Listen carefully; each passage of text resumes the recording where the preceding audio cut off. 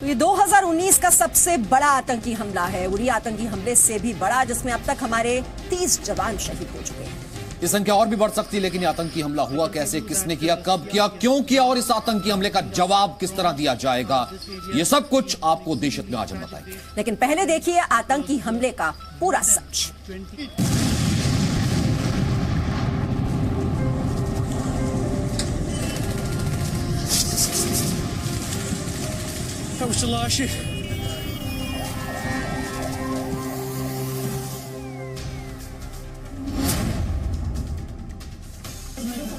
जम्मू कश्मीर में साल के सबसे बड़े आतंकी हमले की स्क्रिप्ट पाकिस्तान में काफी पहले लिखी जा चुकी थी।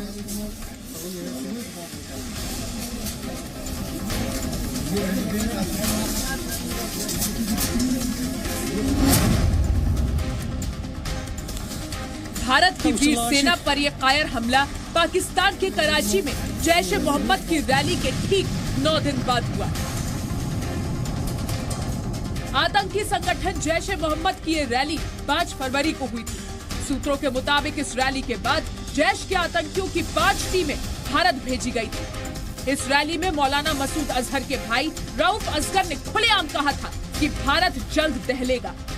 पाकिस्तान को सबक सिखाया जाए, उनको साफ तौर पे क्लियर मैसेज दिया जाए कि हिंदुस्तान एक बनाना रिपब्लिक नहीं है। हम किसी तरीके से इस माफी के हमले को बर्दाश्त नहीं करेंगे और अगर आप हमारा एक मारोगे तो हम 10 मारेंगे। जी न्यूज ने भी जैश के इस आतंकी हमले से करीब 2 महीने पहले ही देश को बताया था कि पाकिस्तान भारत में उरी जैसे हमले की साजिश रच रहा है। जी न्यूज ने बताया था कि कश्मीर में जैश बहुत बड़े आतंकी हमले की कोशिश में है। इसे लेकर देश की खुफिया एजेंसियों ने अलर्ट भी जारी किया है। अलर्ट में बताया गया था कि आईएसआई ने जैश को भारत में बड़े आतंकी हमले की जिम्मेदारी दी है। आतंकी संगठन जैश ए मोहम्मद भारत में बड़े आतंकी हमले की फिराक में है। आईएसआई ने उसे भारत में आतंकी हमले को अंजाम देने की जिम्मेदारी दी है। शनिवार को जम्मू के कठुआ में अंतर्राष्ट्रीय सीमा के नजदीक सेना ने भारी मात्रा में हथियार बरामद किए थे।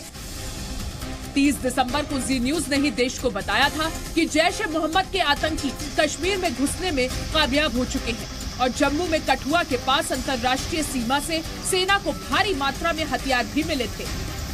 इसके बावजूद आतंकी अपनी साजिश में कामयाब हुए और अब बारी भारत के जवाब की है। ऐसा जवाब जिससे पाकिस्तान खून के आंसू रोए। ब्यूरो रिपोर्ट, जी मीडिया।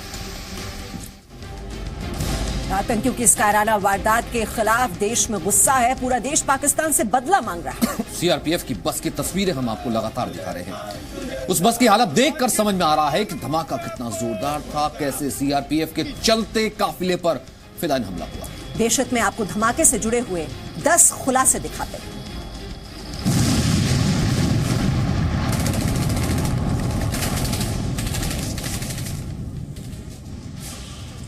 खत्म सहन शक्ति, टूटा सब्र, देश मांगे आतंक की कब्र।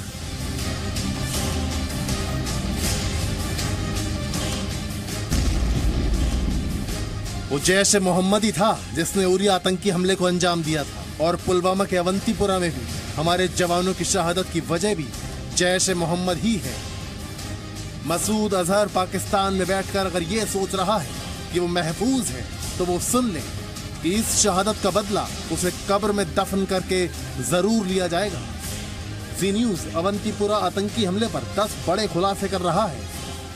जैश ए मोहम्मद के आतंकियों ने जम्मू श्रीनगर हाईवे से गुजर रहे सीआरपीएफ के काफिले को निशाना बनाया।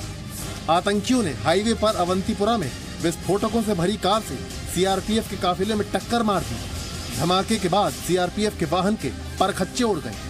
धमाके के ठीक बाद आतंकियों ने सीआरपीएफ के वाहनों और बसों पर अंधाधुंध फायरिंग शुरू कर दी। सीआरपीएफ की 76वीं बटालियन की बस पर आतंकी हमला किया गया। सीआरपीएफ के काफिले में 70 से ज्यादा वाहन थे, जिसमें 2500 जवान शामिल थे।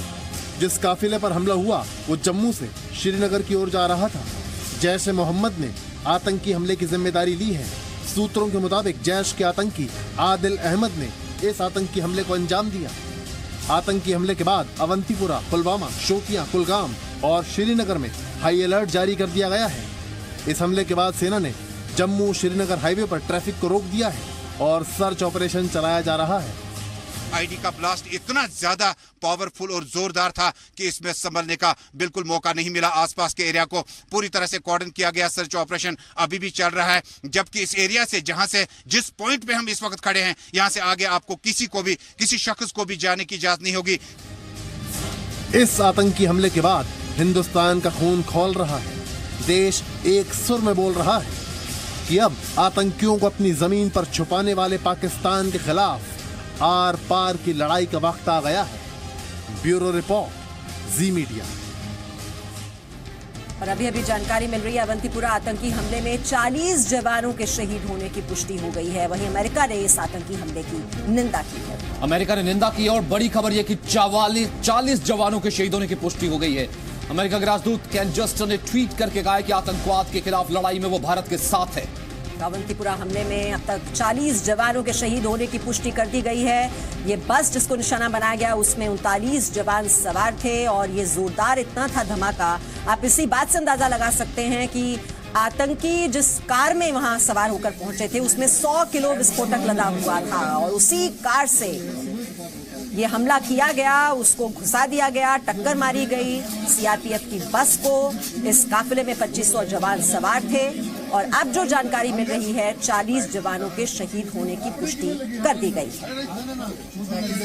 इससे अंदाजा लगाया जा सकता है कि कितना बड़ा ये हमला है। 40 जवानों के शहीद होने की पुष्टि।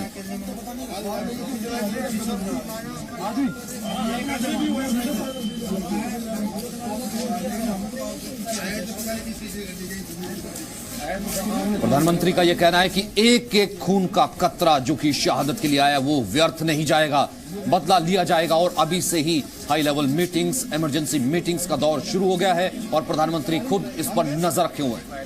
गृह मंत्री भी कल जम्मू कश्मीर का दौरा करेंगे। हालात का जायजा लेने के लिए वो वहां पर पहुंच रहे हैं और इमरजेंसी बैठक बुलाई गई है अजीत डोभाल की तरफ से। आगे बढ़ते हुए आपको बता दें, हर आतंकी संगठन देश की सुरक्षा, मानवता और अमन चैन के लिए खतरनाक है, लेकिन भारत के लिए हर आतंकी संगठन में सबसे बड़ा खतरा जैश ए मोहम्मद है। जैश ए मोहम्मद ने 1 अक्टूबर 2001 को श्रीनगर में विधानसभा के बाहर फिदायीन हमला किया, इसमें 30 लोगों की मौत हो गई। जैश के आतंकियों ने 13 दिसंबर 2011 को संसद पर आतंकी हमला किया। 14 लोग इस आतंकी हमले में मारे गए थे। 2 जनवरी 2016 को पठानकोट एयरफोर्स बेस पर हमला हुआ, 7 जवान शहीद हो गए। और इसके पीछे भी आपको याद दिला दें, जैश ए मोहम्मद का ही हाथ था और 18 सितंबर 2016 को उरी में बटालियन हेडक्वार्टर पर आतंकी हमला हुआ था। मास्टरमाइंड जैश ए मोहम्मद था। तो सुरक्षा बलों पर आतंकी हमला कश्मीर के अवंतीपुरा में हुआ। Northern army commander lieutenant general Ranbir Singh के मुताबिक कश्मीर में अब भी 450 आतंकवादी जिंदा है। यानी इन 450 आतंकवादियों के सफाए के बाद ही कश्मीर पूरी तरह आतंक मुक्त होगा। 16 आतंकवादी कैंप अब भी सक्रिय। एलओसी के पास और पीओके में सक्रिय आतंकी कैंपों की ये संख्या है। पीर पंजाल के उत्तर में सक्रिय आतंकियों की संख्या 350 से 400 के आसपास है, जबकि पीर पंजाल के दक्षिण में सक्रिय आतंकी करीब 50 है। पूरे देश में गुस्सा है, लोगों का खून खौल रहा है। लोग यही कह रहे हैं अब बदले का वक्त आ चुका है।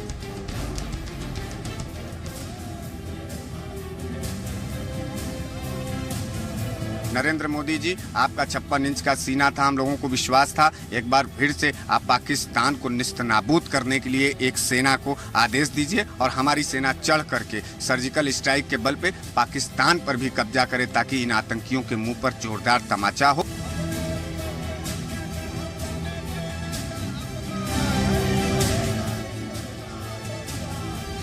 देश का हर नागरिक इसको भूलेगा नहीं। देश के लिए उन्होंने अपना बलिदान दिया है, लेकिन इतना कहकर भी हम सरकार खामोश बैठने वाली नहीं है। ये बहुत दुखद है, हम लोगों को चैलेंज के रूप में हम इसको देखते हैं और इस घटना का हिसाब चुकता होगा। पाकिस्तान को सबक सिखाया जाए, उनको साफ तौर पे क्लियर मैसेज दिया जाए कि हिंदुस्तान एक बनाना रिपब्लिक नहीं है। हम किसी तरीके से इस माफी के हमले को बर्दाश्त नहीं करेंगे और अगर आप हमारा एक मारोगे तो हम 10 मारेंगे। अब फिदायीन का रुख ले रहे हैं, तो ये बिल्कुल एक नया मोड़ है और नया मोड़ जो घातक भी हो सकता है। तो इस पे हमें तो बहुत कड़ी कार्रवाई करनी पड़ेगी इसके खिलाफ। एक प्रकार का फ्रस्ट्रेशन, एक प्रकार की असहाय स्थिति आज आतंकवाद के अंदर है। इसी फ्रस्ट्रेशन के चलते इन्होंने इस प्रकार के घिनौने काम को अंजाम दिया है।